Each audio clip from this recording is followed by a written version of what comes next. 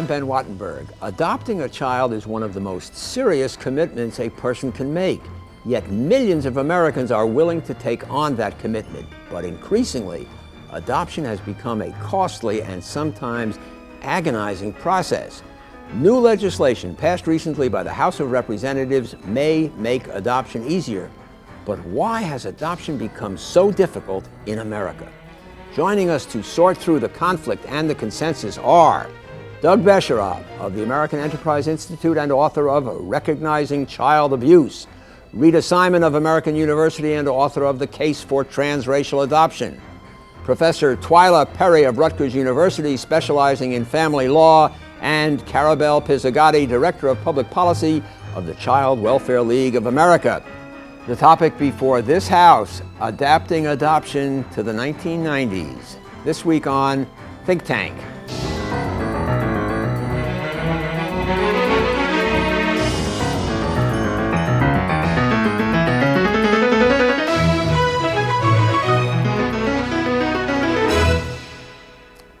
Adoption sounds simple. Match children who need parents with parents who want children. But social and economic changes have made that seemingly simple equation much more difficult to balance. The number of formal adoptions in America is down from about 90,000 in 1970 to about 50,000 per year in the 1980s and 1990s, even though during that period the American population jumped by 25% and the out-of-wedlock birth rate tripled. One reason there are fewer adoptions is that fewer unwed mothers are giving up their children. In 1969, 25% of unwed births were put up for adoption. In 1991, that 25% number dropped to 4%. Still, roughly 86,000 children in the child welfare system are available for adoption right now. But 3/4 are considered, quotes, hard to place because they have what social workers call, quotes, special needs, meaning they are older or are part of a sibling group or are handicapped or are, quotes, children of color. Back in the 1970s, the National Association of Black Social Workers said placing minority children in white homes was, quotes, cultural genocide. Today, while attitudes have changed, interracial adoption remains controversial. The new bill designed to encourage adoption, a bill President Clinton says he would sign, has two major provisions. One, grant families a one-time $5,000 tax credit for adopting a child either through the private or public systems. Two, impose penalties on states that discourage interracial adoption in the public system. Thank you, ladies and gentlemen, for joining us. Let's go around the room once quickly, beginning with you, Karabelle Pizzigatti. Is there something wrong with the American adoption system? Yes, something is wrong. It does need fixing.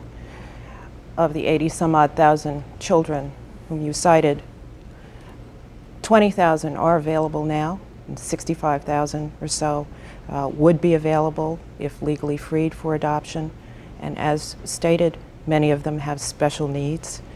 These are children who are hard to place, sibling groups, children who are older, children with disabilities. Once they are placed with families, if they find loving homes, there's a question of making sure those families work for those children and those children work with those families. So yes, we need to fix the system. Okay, Twila Perry, Rutgers University. Yes, the adoption system does need to be fixed. There are many, many children available for adoption. There are many, many children in foster care who may ultimately become available for adoption. And there needs to be more incentives for people to adopt children who need homes. Okay, my colleague at the American Enterprise Institute, Douglas Besharov. Well, to draw the line more finely, no. The adoption system doesn't need to be fixed. The system that brings children to the point of being free for adoption needs to be fixed. What we don't do well in this country is terminate parental rights. And we don't do that for a host of reasons, including race, but also bureaucratic ineptness. And we ought to add that to the equation. Terminate parental rights. You can't have a child adopted till you take it away from a parent unless the parent voluntarily surrenders the child. That's the underside of this discussion. Rita Simon, American University. I think the adoption system needs to be fixed because I think that minority children, especially black children, remain in foster care, remain in institutions years longer than white children who are available for adoption. And I think that's because of the reluctance of many state agencies to place minority children in white homes. And there are white families who are willing to adopt them. So I think something needs to be fixed there to get those children out of the system. What has caused the number of adoptions to fall? I mean, what's going on? There are a number of reasons. One is that the number of children who are waiting to be placed are children who are hard to place, or families who don't have the means or the access to adopt those children or the supports necessary. In addition, the interest of families who may not be able to have their own biological children has tended to be towards adopting healthy infants. And there are fewer and fewer of those infants available for adoption in the United States. A combination of factors. Ben, I think one of the problems, and this picks up on what Doug said, is there's this new phrase, family preservation. And I think that's at the cost of children. If you think of adoption as serving the best interests of children, you want to play down family preservation, because very often that means waiting until dysfunctional families get themselves functional, and that can take a very long time. A mother may have a drug habit, a father may have a criminal record or something, and the child waits in the system. The child will either be in foster care or in institutions, etc., and the child is not made free for adoption because we're trying to, quote, preserve the birth family. There's something holy about biological or birth families, and I think that holiness is at the cost of children these days. When Karabelle talks about the fact that so many of these children are difficult to place or get adopted, it is because so many of them have spent so long bouncing around the foster care system. Many of them started as healthy infants, or at least emotionally healthy infants, and spent years as the judicial system got tied up in knots around the question of family preservation. In New York City, the newspapers have been filled with a story about a young boy who was killed at a man, and the fact is there are 4 siblings. It's been 4 years, I think, or 5, no adoption. The Lisa Izquierdo case, which made all the cases, this is a situation in which it looks as if the parents killed one child. The informed killed the child. The informed legal opinion is there may not be grounds to terminate parental rights for the other children. We have made it so hard to terminate parental rights while these children are easily adoptable that the adoption system, which isn't doing that badly, ends up getting damaged goods. I think though that one problem that there seems to be a movement in this country now where adoption has become more a service for people who want to adopt children than a service for finding homes for children who need them. And I think that the fact that there's much more emphasis on people finding children has caused a less of a concern about preserving the rights of natural parents. I think that there are many people whose children are in foster care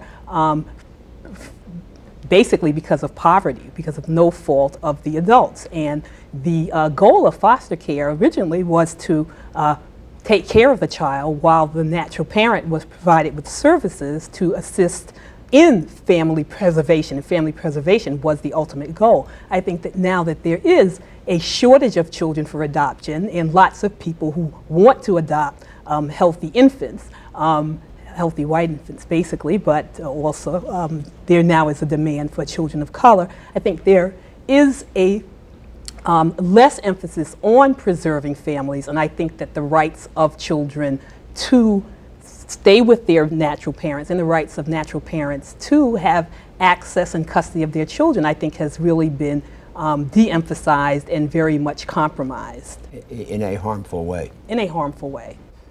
Doug, this is the first time I've heard anyone come out against family preservation. Well, but Ben, if you think in terms of the children's best interests, and that's the judicial standard in adoption, then it seems to me you have to look with some suspicion on family preservation, because what family preservation does is keep a child waiting. And as Twila said, and as we all know, foster care is by definition temporary.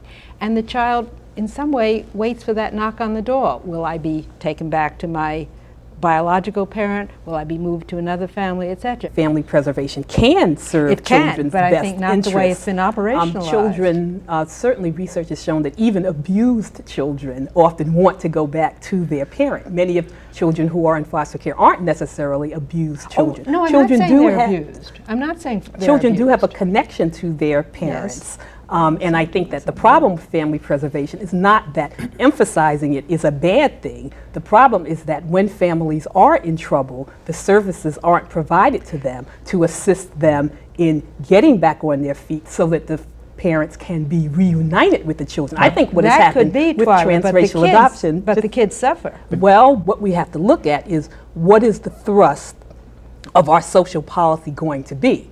Okay, is the thrust of our social policy going to be to place the emphasis on placing children for adoption, or is the emphasis going to be on attempting to reunite children with their parents? I think what's happened is that the birth parent has started to be devalued in the society, and certainly minority parents are starting to be devalued. You wouldn't see that in I you think wouldn't see just that the in court. opposite. Yeah, just Yeah, I the wouldn't see that. opposite. I think the answer is that it's not that it's either or. And the argument here, or at least my argument with what you've said, is that family preservation, for me, I believe family preservation is a good thing. But just like ice cream and chocolate cake, you can have too much of a good thing. And in not all places, but in some places, there's been too much emphasis on family preservation. And in other places, I'll grant you this, there's been too little. Yes. On average, I think there's been too much, and we have run out of I'm children not for quite adoption. sure if it's too much. I think it may be the wrong emphasis in some places. It's not either family preservation or termination of parental rights as the thrust of social policy. It's making a good decision early on in the disposition of circumstances for a child. Let's just get more frontally attuned to this issue of race. Again, I am a long way from being an expert on this, but isn't the idea of placing limits on a child because of his or her race racist? Is that, am I overstating that? I think you are. Tell me why. I think the issue is not that a child of the same race must be and must be placed with the same race family and cannot be placed transracially, but rather when is it appropriate and to what extent is it appropriate to consider race, ethnicity, religion, all sorts of factors in making good early decisions about placements in foster care or for adoption. That's the position of the Child Welfare League, but as you know, in many states, and we've all heard it, there are many states, no matter what the law actually says, that will not place children of one race into a family of a different Is that race. because, just out of political curiosity, because of pressure from blacks or pressure from whites? I think the National Association of Black Social Workers has been very effective in these things. I mean, I have talked with caseworkers in states that have pretty good laws, and yet they say, in practice, we do not make transracial placements. That's right, and I think the important thing about the federal legislation is not its actual words, because by the time we get done with this process, the words will be watered down somewhat. The important thing about the federal legislation that may pass is that it's going to send a signal that says, this past idea went too far. Change it a little. All other things being equal, if you have a black child and two middle-class, thoroughly capable black parents who want to adopt, and two white middle-class, everything the same, wouldn't it be wiser to give the black child to the black parents? Ben, that could be, but that situation doesn't happen. And what Doesn't did happen often. It hardly ever happens. I do think we're faced with some issues about moving children transracially that bump up against some historical practices, even though the position of the black social workers has changed over the years. They no longer stand by that sort of vigorous phrase of cultural genocide. That is absolutely correct. And that hasn't gotten out, and the traditions and the practices don't quite reflect that across the country. At the same time, there's an assumption that underlies the position of encouraging transracial adoption, that families of color will not adopt. That is not true. Absolutely and not true. So that if in fact you can encourage the kinds of recruitment and provide the supports to families, we have good examples across the country over the years. And this is in the interest of cultural solidarity, or whatever phrase you might want to put on it. I This mean, is in the best interest of children, for whom one of their characteristics is a major consideration in this country. Having moved so easily past the contentious issue of race, let's go on to a really easy one, which is abortion. It is one of the reasons that the number of adoptions has fallen is that the number of abortions after Roe v. Wade has increased, thereby diminishing the pool of potential adoptees. Is that the word? Yeah, I think that part of the reason is abortion as a solution to an unwanted pregnancy, but a larger cause, I think, and of the immediate sort, is we've had a change in attitudes about whether a young person should keep her child when she gets pregnant out of wedlock. The most That was that 25% figure that it used to give up for adoption, and now it's 4%. That's right. Give or take. You can't watch a Hollywood soap opera, and that's what they are, without seeing the message: if you get pregnant, you are abusing your responsibility if you give your child up. Keep it. That's the proud, brave, courageous thing. So we've had this tremendous change in attitudes among young people about whether they should keep their baby, and I think that's the bigger reason why there are fewer children freed for adoption at birth. As I understand it, also, they keep their children, but after a while, when the child is 3 or 4 years old, they find it's very difficult, and then they try and make arrangements to give their child to a relative, or then they do release it for the child, and then, of course, that makes it harder for the child to be adopted. I do agree that the increase in the number of abortions, as well as the increase in people keeping their children, has resulted in a shortage of healthy white babies, especially for adoption. And I think that we have to think about this when we think about... Well, it would be healthy black babies also. The abortion rate in the black community is substantially higher than in the white community. I mean, it's well, yes, but yeah, let me right. just, I just Okay, want fine. to tie this to Right. the issue of transracial adoption, Right. because it really is the fact that there is this shortage of healthy white babies now that I see. think That puts, is why transracial adoption has become so controversial. And that's why I think that while people paint it as a controversy that centers only on the interests of children, I think it largely centers on the interests of those who wish to adopt. Because what is also true, and what I think is often ignored in this controversy about transracial adoption, is that there are lots of white children who are available for adoption. Most of those children are older, they have some physical and emotional handicaps, but they are available for adoption. And often the discourse around transracial adoption would make you believe that the only children available for adoption are black children, and that there are just hordes of white families waiting to adopt these older handicapped black children. And I really seriously question that. The data show that there are black children who remain in foster care and institution years longer than white children. So the problem is, how do you help these black children? Why do you think that there is so little emphasis put on the fact that there are white children available for adoption? But Do you there disagree are very that few. the imagery of adoption is that there are white parents waiting for black children? Not at all. No.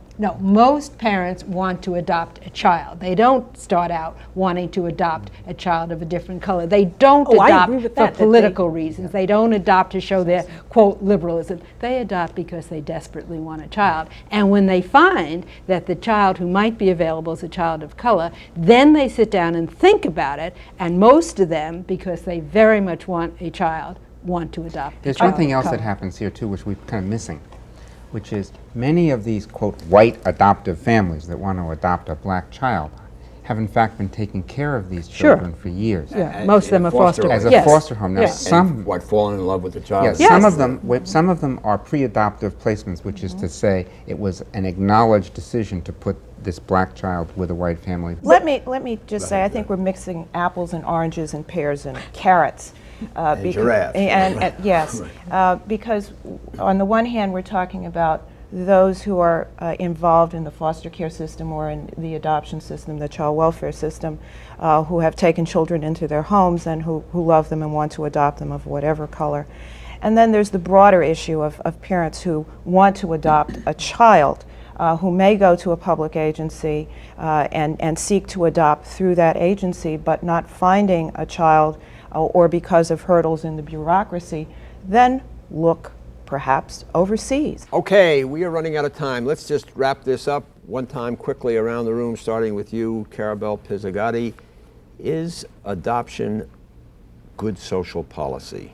Adoption is a necessary piece of a whole range of services and activities to help families and children be together well and to live healthy lives. The tax credit that allows us to do, that would allow us, if passed by the full Congress, to in fact encourage adoptions, we think would probably be better deployed if it was focused on special needs children. I think adoption is a solution for some children. What I am concerned about is that I think that we are seeing adoption as a solution where what ought to be happening is more emphasis being placed on improving the lives of children in the families into which they were born. And I see a link between transracial adoption and international adoption, in that in both these instances, the solution to the problems of children has started to be take them out of their culture of birth and have them adopted by whites. And I think that in both situations, the emphasis needs to be on what can we do as a society to assist mothers, people who give birth to children, to be able to keep their children if that's what they do want to do. There will always be some children who will be given up for adoption, but I think that we need to attack those parts of our system that place too many women in a position where they feel that they have no choice but to give their children up for Someone adoption. I talked to in the course of doing some discussion about this program said that they felt that they were beginning to sense within the feminist movement an objection to adoption because it was putting pressure on women not to have abortions. Has anybody else picked that up? Is that valid? Well, one of the dynamics that creates the interest in adoption is an interest on the part of pro-life groups to discourage abortion. And one of the best ways to do that is to tell young people that there is a not just an adequate, but a fine and nurturing home that will be available for their child. It's a powerful argument in one-to-one counseling, and it's why so many of the pro-life counseling programs have an adoption component attached to them. Yeah, that is a connection that's very real. I interrupted our last series. We had come to you, Doug, just very briefly. Is the whole adoption idea, is it growing, is it strong, is it good? Too often, adoption is seen as a last resort, as the thing you have to do if nothing else works. The fact of the matter is, for many children, adoption is the absolute best government or non-government program you could have for them, and for more children than today, we ought to be encouraging adoption. Rita Simon. I think last word. adoption is a good thing for children, and adoption should be for children. I think, though, in fact, the mood in this country is in the other direction. I think family preservation has really become a very important theme, and I think children are hurting as a result of that. I think the emphasis on blood ties has become very strong. Okay, thank you, Doug Besharov, Twila Perry, Rita Simon, and Karabelle Pizzigatti, and thank you. We are still accepting entries for part 2 of our election year bumper sticker contest. This one asks for positive or negative stickers regarding the Republican nominee, Bob Dole. Remember, the winning negative Clinton entry was Clinton, 99% fact-free. Please send your entries plus any questions and comments to New River Media, 1150 17th Street, Northwest, Washington, D.C. 20036. We can also be reached via email at thinktv@aol.com and on the World Wide Web at www.thinktank.com. For Think Tank, I'm Ben Wattenberg.